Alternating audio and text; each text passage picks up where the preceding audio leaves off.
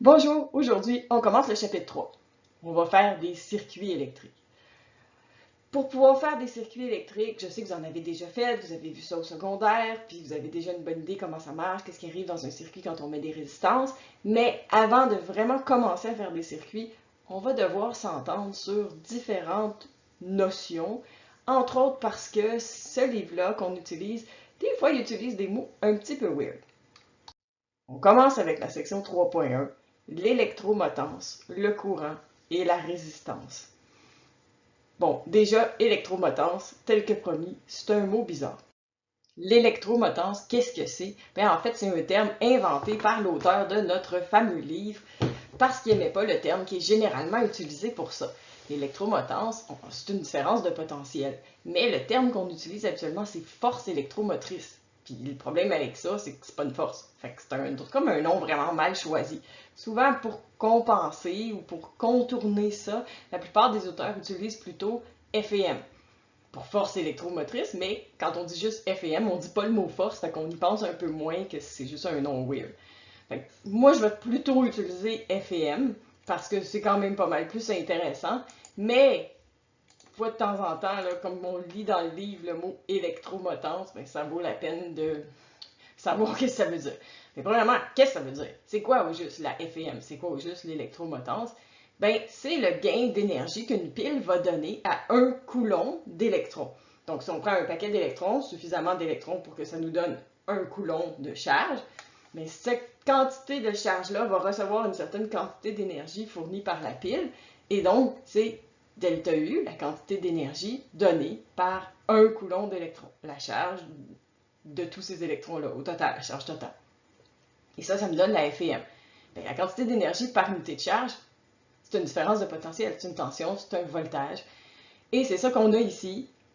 Si on avait une pile idéale, et c'est ça qu'on va utiliser pour les premières sections, si on a une pile idéale, la FEM, puis le delta V de la pile, c'est la même affaire. On va voir les piles réelles, donc les vraies batteries, les vraies piles qu'on utilise, comment ça fonctionne à la section 3.9. Donc, vraiment plus tard. Pour l'instant, on peut juste faire l'approximation que la FEM puis delta V, c'est la même affaire.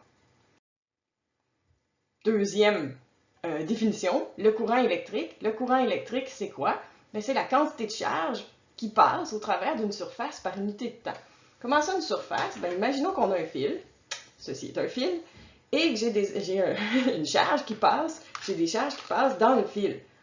Mais si je pouvais couper le fil, puis regarder les charges passer, il y en aurait combien qui traverseraient le petit bout que j'ai coupé par unité de temps. Puis c'est ça, le courant, par définition, c'est la quantité de charge qui passe en un point, mais en un point, c'est sur l'ensemble de l'épaisseur du fil.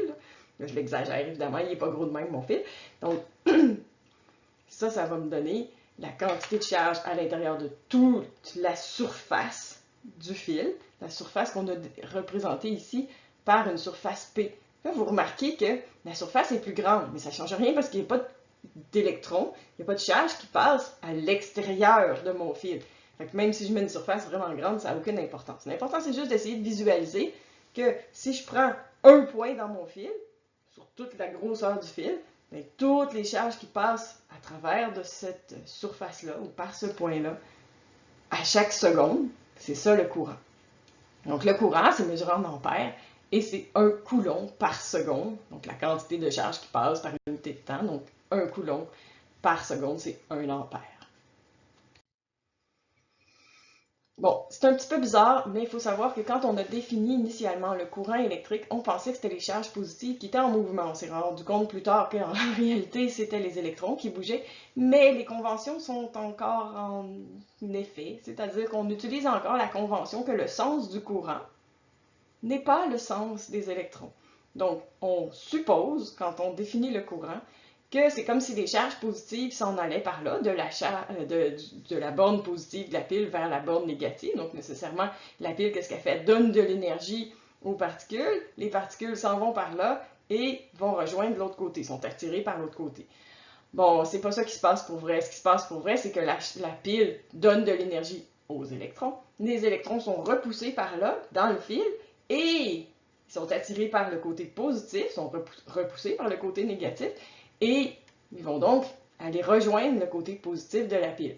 Donc ça, c'est le sens réel des électrons, du côté moins vers le côté plus, mais par définition, quand on l'écrit dans un circuit, le sens du courant, c'est l'autre côté. C'est le sens des charges positives, même si les charges positives ne bougent pas pour vrai.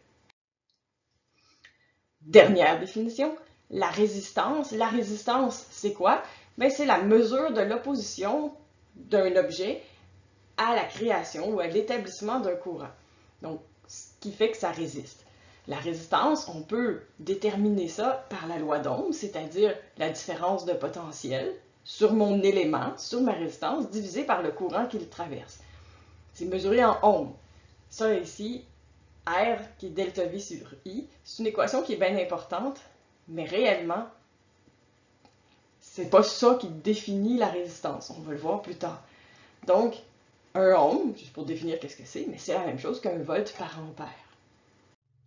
Les résisteurs ou les résistances. Bon, c'est la même chose.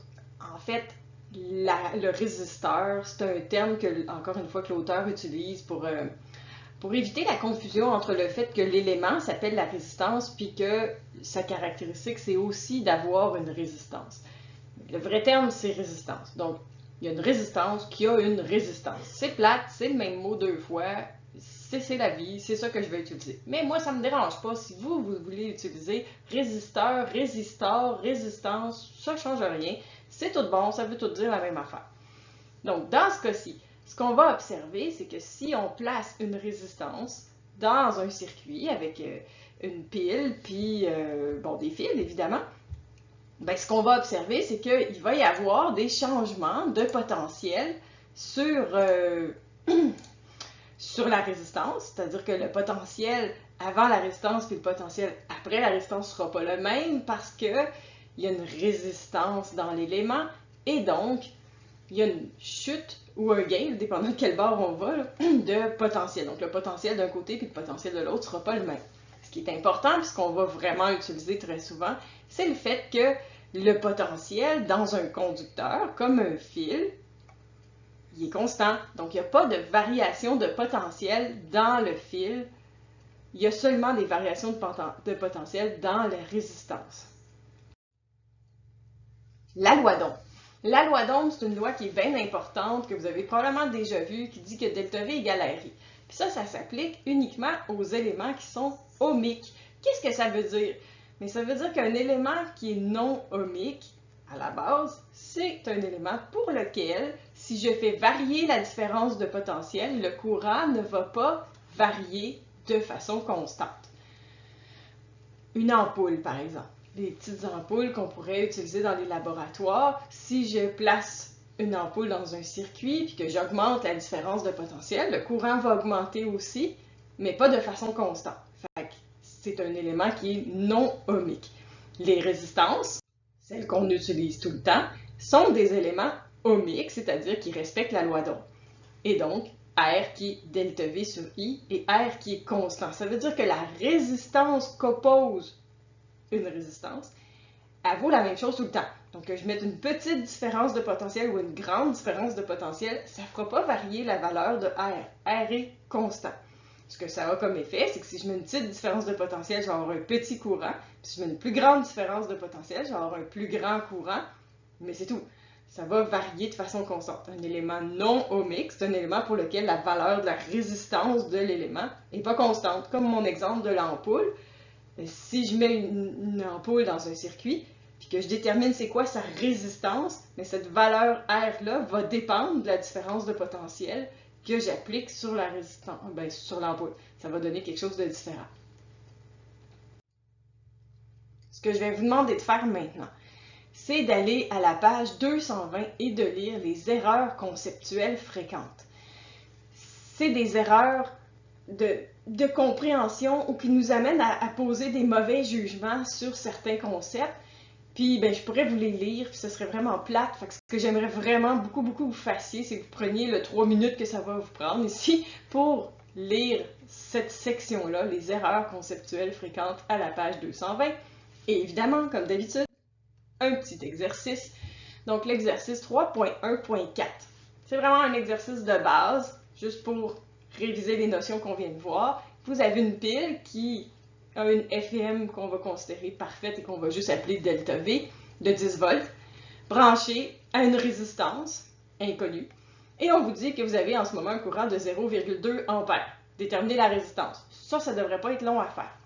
Ensuite, la question qu'on vous pose, c'est si à la place de mettre cette résistance-là, on mettait une résistance de 100 ohms avec la pile de 10 volts, ce serait quoi le courant maintenant?